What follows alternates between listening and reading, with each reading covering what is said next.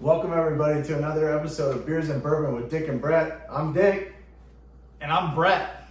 How you doing, Brett? I haven't seen you in a while, brother. Man, I'm having a good one tonight. I'm excited to get this thing on the show on the road. I'm super pumped. We got some great beers and some great bourbon in front of us, and I'm just really excited to talk about them tonight. That's for sure. Hell yeah. Well, we're going to kick off the pilot episode. We're going to start with one beer, one bourbon. Let's start with the beer first. So we got here, I'll put it in front of you. We got a collaboration beer with Radiant Brewing, which is in Anaheim, California. We're in California. And it's collabing with Toppling Goliath, which is somewhere in Iowa. I can't say the name of the city. I couldn't pronounce it either, but we did bring it up on our Google pronounce, and it sounded something like, I don't know, it was a crazy name. Yeah. It had an A and an H on the end, and it didn't sound familiar to us, so if you know how to pronounce it, please let us know. It's all good. So we got a hazy double. It's called Where I Come From. Hops in this one is Mosaic, Motica, Strata, and Citra. Says it's got tropical citrus and stone fruit. So I'm pretty excited to get into that. Why don't you tell us a little bit about the bourbon, and then I'll start pouring the beer. Yeah, so check this out. The bourbon that we have for you guys tonight is kind of a newer release out there. Probably something that maybe you got your hands on when it first came out. Came with a super dope canister. Also a little bit of history about it. It's Jim Beam, man. James B. Beam Distilling Company, right? Pretty cool. Is, you know, back to Jacob's Well, sour mash, history behind it. You have your line there with Jim Beam and Knob Creek and so many of the finest bourbons that have ever graced presence of people's tables throughout history. And Jim Beam, this one's really exciting. So this one's coming from the creek called Hardins Creek, you know what I mean? And it was from a well that was built in I think it was 1795. So you got 225 years of bourbon making history, and this thing is put together and in a really cool presentation. This dope canister comes with a little book that talks a little bit about the bourbon. And what I thought was kind of interesting is he just mentioned with Radiant and this Toppling Goliath collab that we're gonna drink tonight had stone fruit in it, right? Well, Hardins Creek supposedly has a stone fruit tasting note to it. So we're kind of combining two things together. I think that's pretty neat. So yeah, we're gonna try them both here tonight. We're going to let you know what we think about them. We're going to talk to you a little bit about them here and there. But ultimately, we just want to have a great time. And the reason that me and Dick here are doing this is just to have fun. There is no simple other explanation than that. So come along with the journey with us. Let's start with a beer and let's have some fun. Why don't you get us going? Oh, yeah. We already got the beers poured. Never mind. Yeah, I'm already ahead of the game. I'm going to cheers to this, since this might be our first pilot release to everybody out there in the world, and we hope that you like what we have to do and what we're providing for you guys. So, yeah. So I'm going to smell this beer real quick, and then he's going to tell me what he thinks as well. I mean, while you were talking about the Hardins Creek, I took a couple whiffs of this, and it smells like a traditional IPA. It is easy, you know. But I don't get the citrus right off the bat. The stone fruit's a little faint, so it's not a floral citrusy up front. So that's kind of unique because the way it was described in the hops, the Mosaic and Citra, those are typically like pungent citrus hops that hit you right in the nose. So I don't get that off the nose. I'm getting a little bit of it. It's faint though. I'm still getting that Swamp Master IPA smell. You know, very, very kind of murky. That murky smell. So I have a feeling that this one's going to be a really kind of nice mouthfeel, really kind of nice tone, and more of on your harsher side. So I'm reading from the back of the can here. This thing's 8.9%. So it's a high double. So let's get right down to it. Cheers. What do you think? Once again, let's cheers. Cheers to you guys. Let's try this thing out.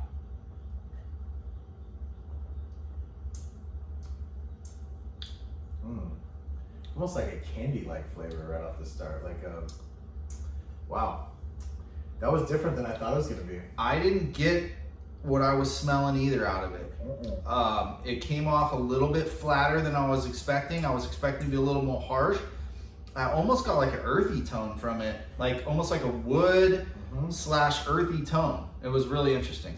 It's pretty mellow. Yeah, that's what's scary. So almost 9%. Yeah, like you're thinking it's gonna tickle your tongue a little bit. Yeah, right. That's not to say that it doesn't have flavor, though, right? I think what Brett's talking about is it's definitely a flavorful beer, but when you think about 9% and even in a hazy, mostly in a West Coast, but even in a hazy, it's usually kind of rocking you a little bit to let you know it's there. This one's a little sneaky.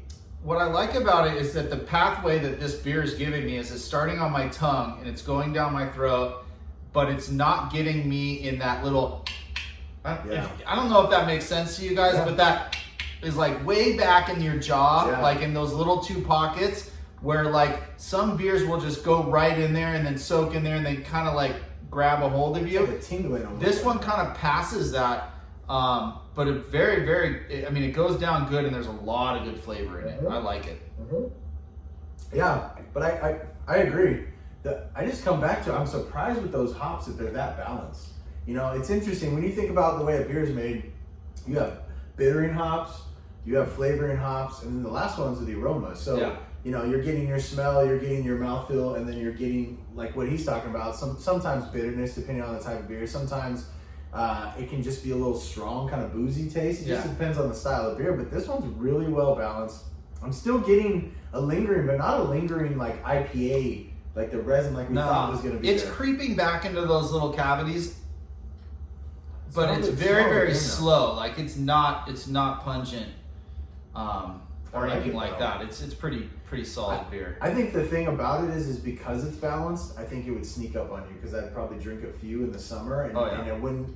You know, I wouldn't think of it being at 9% and then I have 3 and then that would be a problem. Yeah, you might get a little twisted after that. I hope so. I mean, that's what this show's about. Yeah. We definitely like to get twisted here, so if you guys like that, go ahead. I mean, we'll probably call it other things: faded, racked, ripped, bombed, all of those things. So we're gonna come up with tons of names of how we like to feel on a nightly basis when we're drinking beers and bourbon.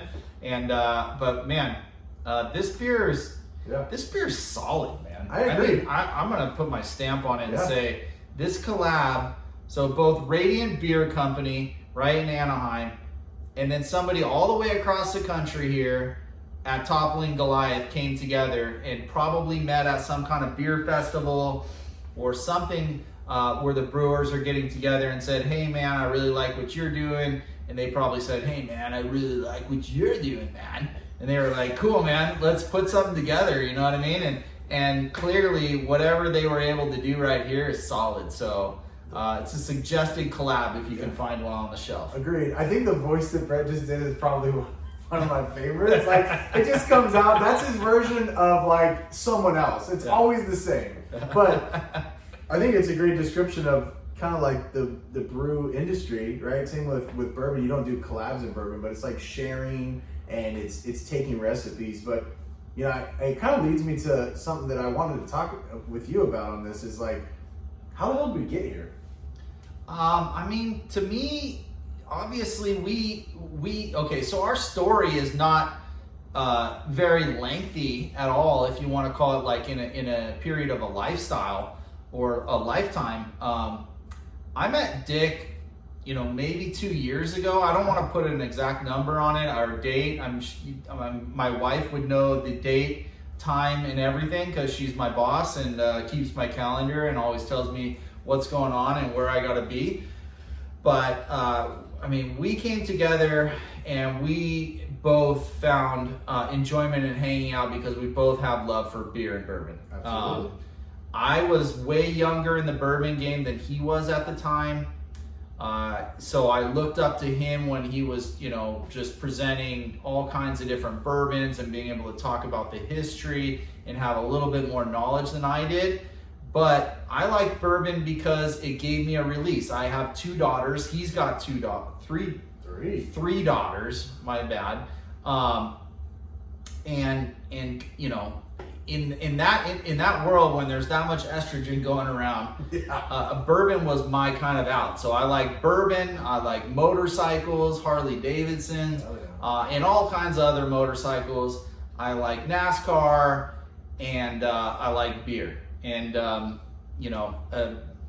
all hail to this guy has actually turned me on to a lot more of the hazy IPA world.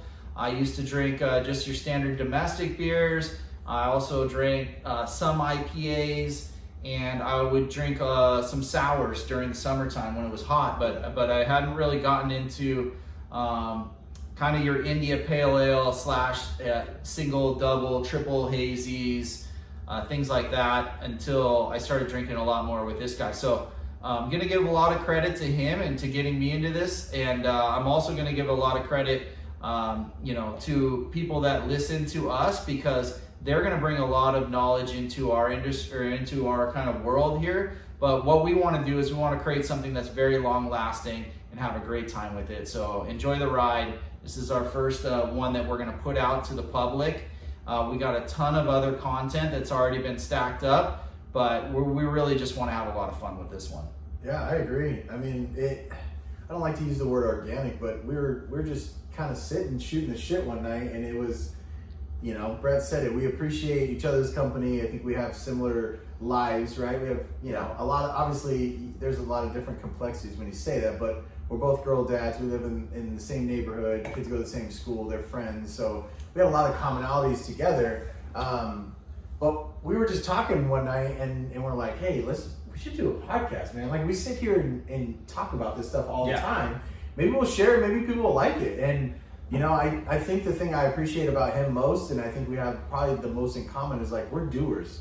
A lot of people talk about things. I'm not one of those people. He's not one of those people. It's like, hey, what do you think about doing this, right? And we probably spent, maybe 3-4 months. I don't know the exact time, which is a little longer than normal, but it wasn't really about not doing it. It was kind of figuring out like the approach we want to take, because we want it to be genuine. We want to have a good time. We want people to like it. Like, just us just sitting in my garage, in my bar, and just filming it is lame. Like, we want people to be involved. We want comments from everyone. But it's really cool that it was a singular idea at one point, and we've gotten this far. Brett already talked about, we filmed a bunch of different content and pilots, just to kind of get a feel for it, just to make sure we understand what we want it to be. Let me tell you a little story real quick while we're telling a story. So not to interject here, right? A story within a story. I'm going to pour the bourbon then. Okay, yeah, you absolutely. Check out, he's going to go ahead and pop open this Hardins Creek. We just, it came with a little cool booklet. Yeah, he's going to show you the bottle. Yeah, it's got some cool leather straps on it and stuff like this. And I'm going to talk a little bit about the relationship here. So, at the end of the day, the perfect backdrop for us was this guy's bar. I mean, it's pretty impressive back here. You can tell if you want to call it, there's a lot of tater bottles up there or whatnot, but that's what we like, man. We have spent a lot of time sipping on all the bottles you see behind us. There's plenty of these bottles that are open, not only in their canisters, but on the racks. There's a ton of other bottles that we have put away. I got some bottles at my house, not clearly as extensive as his collection here, but he's a genuine guy that wasn't afraid to share, his bourbon collection with people that enjoyed bourbon. And we have some people in the neighborhood that come by. We do this pretty much a couple nights a week where we're hanging out. We're either watching a fight, or we're watching a football game, or we got all the wives here, or we're playing a game that we'll one day maybe introduce to you guys, but it's called 13, something that is near and dear to our hearts. Oh, man, it's a fun game where we all get together and play that in the neighborhood. It's just a blast. And to put this podcast together was just an idea.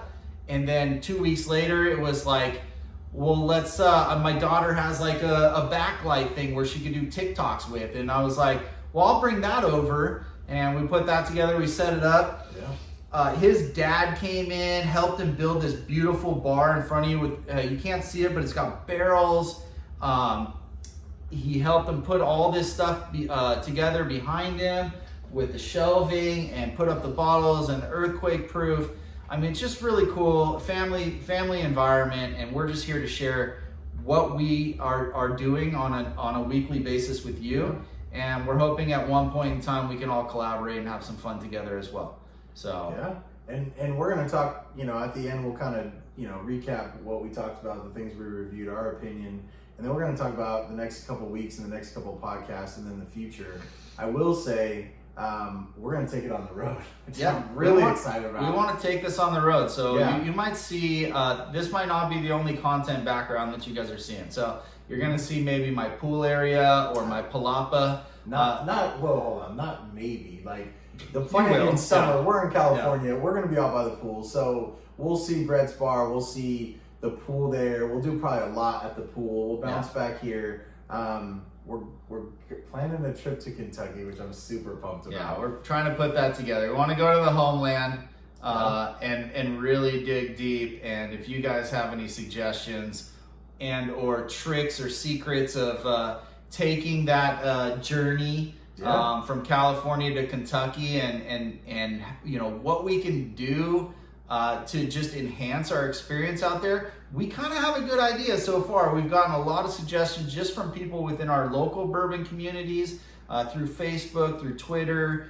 through Discord, through your TikTok and your YouTube channels and things of that sort, communities and bourbon societies, things like that we've tried to get involved with. But local liquor stores and their store picks and their trips to Kentucky. But I mean, there's got to be more information out there, right? And if you're watching this and you're really into bourbon, or you're watching this and you're just getting into bourbon, maybe you know somebody who knows somebody who knows somebody, you know what I mean?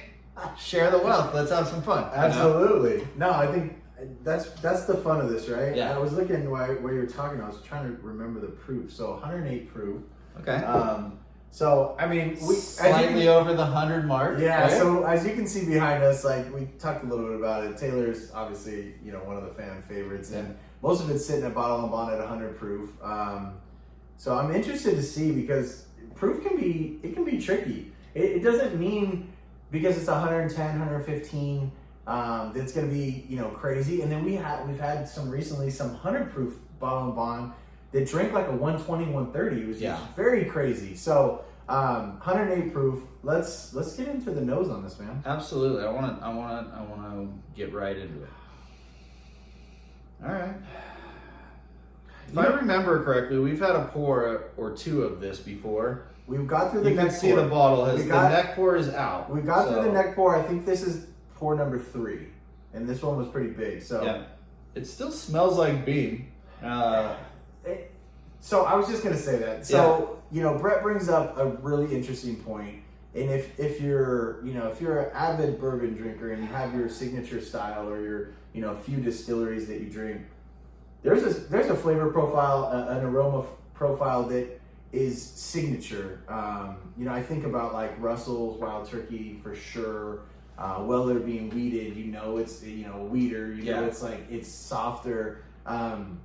Beam is Beam, man. Whether it's Knob Creek, whether it's Hardin Creek, whether it's regular Jim Beam. Yeah, I mean it's right up there. It gets right in your nasal cavity, and it kind of has a signature stamp to that smell, dude. Yeah. I mean, you guys can't see this, but I mean for 108 proof, from the one swirl I got, the legs are still there. It smells good. It smells good. You ready to try this? Yeah, let's try it. Okay. There you go. Cheers to you.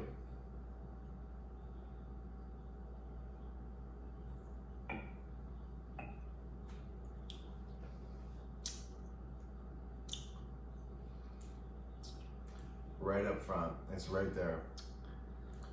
The proof is not overbearing, but it does taste like 108, 110 proof. Yeah. I get a lot. It's not trying to trick you. No. You know? I mean, I get it when so let me describe what I'm saying so people out there don't, crucify me. A barrel proof, you taste it hot. Yeah. I don't taste this hot. I taste it true, as he said. I taste a lot of complex flavors. Yeah, you have your basics. You have vanilla. You got caramel. I taste the caramel up front. I taste the vanilla on the back end. Yeah, and I think that overall it's kind of oaky. That's which is kind of your Jim Beam signature. Agreed. The chars, you taste the oaky char in this one. It's not overbearing. It's not crazy. It's not like a double oak or you know, like if you had a Woodford Reserve Double Oak, which is, you know, probably a less proof, but you get the oak like just kind of crazy out of it. This one's a little step down from that, but the oak's still really, really prominent in this, just like any bean that you're kind of drinking. And that's, I think, where you kind of get that hot flavor sometimes from as well. But it's right in the forefront. The back end, that vanilla, and it's smooth. Yeah, it's not cinnamon hot. It's not like that. Like this book said, there's a hindering lingerance of stone fruit. Yeah. Right? Which this bourbon would then complement that Radiant beer collab that we were drinking before. And I think it's actually, it's kind of a good transition. I like it. I agree. I want to take another sip. Let's go for it.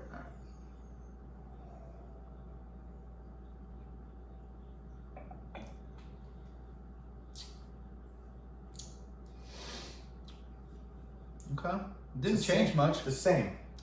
That's the thing that Beam does, man. They keep it consistent. Like, so I'll actually give you another quick story, and I'm not going to elaborate on this too much, but when I got into bourbon, damn, that's good.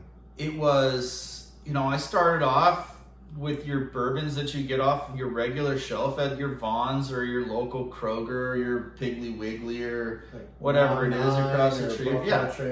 So you pick up a bottle of Maker's Mark in the big bottle, or you pick up a bottle of Jim Beam, or you get, you know, maybe you grab some Buffalo Trace, or maybe you grabbed Knob Creek or something that you know regularly can find on the shelves. And I was drinking that for quite some time. I had some introductions to other bourbons. At the time, didn't really notice the difference. You got to drink a lot of bourbon to really tell what the difference is between them. And that's one thing that I did find out. If you're not sipping bourbon kind of regularly, it's difficult to kind of separate one from the other until you get punched in the throat, right? Yeah. When you jump from that to like a 130 proof, like you get into a barrel proof and you're like, holy shit! Where did that come from? What the? It's like you're shooting it back in the day. You know, like you're shooting fireball somewhere, it's burning your tongue, and you're not ready for that. Well, that's kind of where I was leading with this little quick story that I was telling. It was a Knob Creek 9 or Knob Creek. Knob Creek 9. Knob Creek 9. Yeah, is that what it was? Yeah, it was but it was the 120 proof version. Oh, okay. Yeah, this is the 100 proof. Right? Yeah, the 120 kicks it up a notch. Yeah, so I went from having Knob Creek 9 to getting my hands on a Knob Creek 120 proof version. Oh, yeah. And I remember my kids were pissing me off. My little girls somehow got me so upset. And it was either crying or homework or... I don't even remember. It was probably everything, right? Yeah. And then on top of that, you had my boss, who was just a fantastic human and is everything to me. And like I said earlier, is the calendar in my life and keeps me organized and keeps me out of trouble and does all that. But when you put them all together in one giant estrogen tornado, I drank this Knob Creek 9 120 and it literally calmed me down. And I was able to relax and I was able to go to sleep thoughtless instead of thoughtful of everything that was going on that day. And that's the day when I said, you know what, bourbon's kind of cool, man. Because I needed it. And it was like a medicine to me. So that was my story. That's it. That's where it finishes for today. I took two major points out of that. Estrogen tornado? Yeah.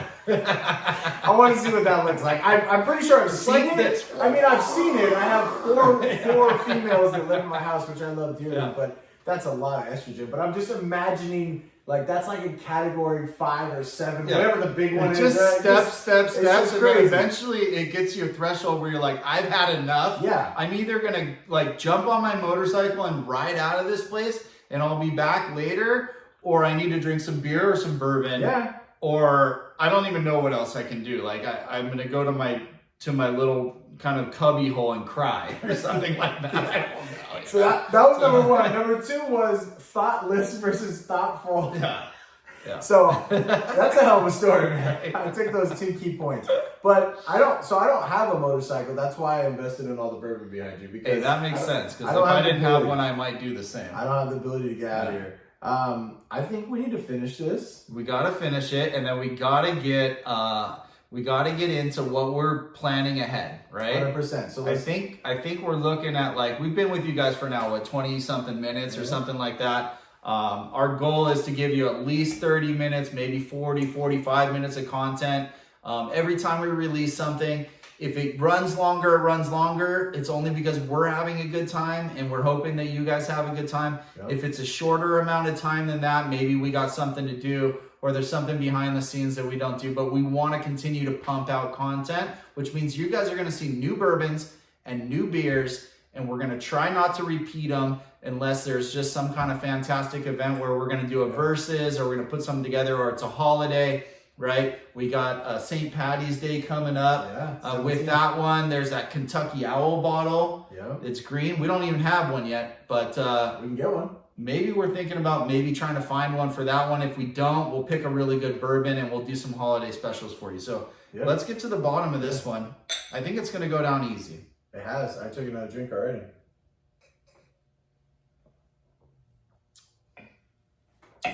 So that's not too crazy, no, but so solid.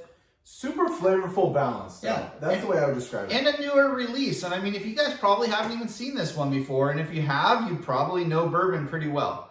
Hardins Creek, brand new release from Jim Beam. I had to get on a pre-sale list to get it. So I was worried that I wouldn't get it. I got an email from, I don't know, some random online company, and they were like, hey, Hardins Creek, and then there's so this one here is the Jacob's Well. Jacob's Well, right? So there's a determination. There's also another Hardins Creek that came out, right? Yeah, and it's like Colonel something. But the problem is that one's only a 2-year. And it's a lower proof too, yeah, right? So it's a very immature whiskey bourbon, where this one is actually a 15, 16-year blend. Wow. So this one's special. Yeah. And this was, again, Brett brings up a good point. Like, they launched a new brand, so I did pre-sale. I had to get the pre-sale because I was worried I wouldn't get it, and I'm a Beam fan. But this one, we didn't talk about it earlier, kind of, you talked about the background of it, which I think is great, of like how they came about, the name, etc. But we failed to mention, shame on us, is this is a 15, 16-year blend. So when we're talking about the complexities of the barrel, when we're talking about it's balanced, yet it's got that kind of like flavor forward, it makes sense because you combine two mature bourbons that were established and are going to have some char flavor. As they get older, you're going to get more of that barrel. That's what I was just going to point out, is that the older the length in the barrel, you're pulling out more from that wood, more from that char. So you're going to get that oaky flavor. 100%. But that oaky flavor, you're probably going to draw out of their standard bottle too, which is weird because somehow they put something together in their mash bill that loves to just soak up all of that barrel. I mean, whether it's 2 years or 15 years, you're going to tell the difference. Some of it's going to be lighter and softer and a little bit easier, but this one, man, is fantastic. I agree. I mean, we were pleasantly surprised when to me, that's one of the things I love about Taylor is like, when you get a bourbon that, whether it's 70, 80 bucks to $100, but it's in a presentation, it has a story, the bottle looks cool, it just elevates it very quickly. Even the Taylor small batch, should retail $49. We're paying $70 to $80 in California. If you're getting it cheaper, send us a ton because we love it. But the presentation looks like a $150, $200 bottle. So they did it right. This one's got a cool little look leather to it. strap. I've never seen a bottle that shape before. What was the price point for you on this one? I think it was like 130. Okay. 125, 130. And fair. 15, 16-year bourbon. And it's two bourbons combined. So, there might be some haters out there that say, hey, they proofed it out. Okay, that's fine. But the fact that we have two 15-year plus established bourbons that are blended to the liking of the barrel content that you want and the flavor profile, I was impressed. I thought anytime you have a long-lasting distillery that tries a new product line, sometimes it feels like it's just a hype. Like, hey, they have a big name, they're just going to pump out some new product, and everyone's going to buy it and go nuts, and it's not going to be good. I'm excited for the future of Hardins Creek. I agree. I mean, this bourbon to start off is a good stepping stone for them. Absolutely. They know what they're doing. I mean, they got 225 years of history. Yeah. They know what they're doing over all others, okay?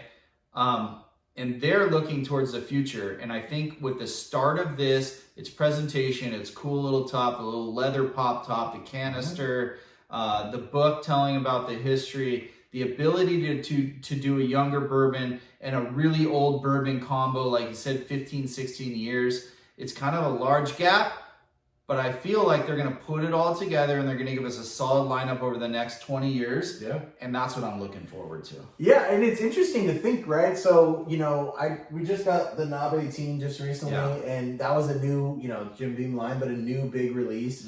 And if you think about it, the 12 years, one of my favorite of Knob, and then you have the 15, great. Yeah. On the second bottle of that, you have the 18. They're probably going to dump at 20 pretty soon. So I'm wondering, how many of these barrels have been waiting to be matured that have been out there that, Freddie has been checking and his son, they've been looking to try to find that right flavor profile. And these been around a long time. So I'd like to find my little head or my little place right into that Jim Beam factory when we get out there and get the real story on what they project for the next 5 or 10 years. Yeah. I'm pretty sure these were honey barrels, right? These were kind of mid-level, because you're gonna hear us, we're not experts, right? But I tend to kind of geek out on the barrel and on the terms, and if it's 15, 16 years and it's drinking like this, it was probably aged middle of the rick house. It sat there for some time, didn't overage too quickly.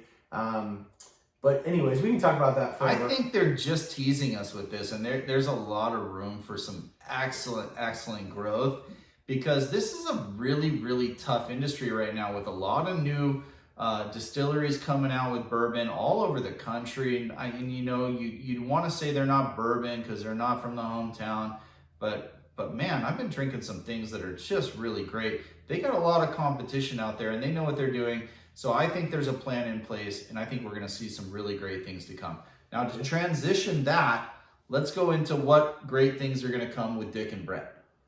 Man, all right. So I think the first thing is we're looking at launching this as our official pilot. That's, I think, the starting ground. It's coming out. You guys are going to see this, and you're going to see it first. So you're going to see this. Obviously we want feedback. You're going to hear us say that a lot. That's genuine. We want to know what you see and what you not see and what do you want.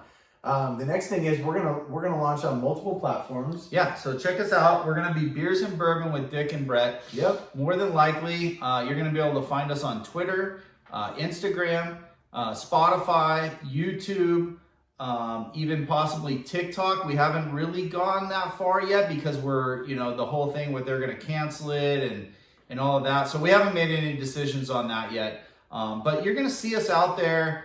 And our name's going to be out there. So please, if you do find us and you're interested in following us along our journey and then coming out to Kentucky and maybe doing some poolside days and maybe adding in some fun holiday specials and some verses and some battles, some bottle shares, things of that sort. Even live events at one point in time. Yeah. With all of that stuff said, please follow us, subscribe, like anything that we're doing. It'll only help us grow and it'll only help us continue to pump out content for you guys. There's so much bourbon in this world. There's so many beers in this world. We want to do as many of these shows as we possibly can. And we're super excited to do it. So let's go. Let's fucking go. Right? So that's kind of our motto. Let's fucking go. LFG, let's fucking go. So I think at that point, I don't think we fuck around anymore, Brett. I think we say thanks for joining us. Yeah, absolutely. And so I hope you guys enjoyed the first one. We'll see you on the next one. Thank you so much. A good night and a bye-bye and a adios and a aloha and all those things from Dick and Brett here. So absolutely. Thanks for tuning in. All right.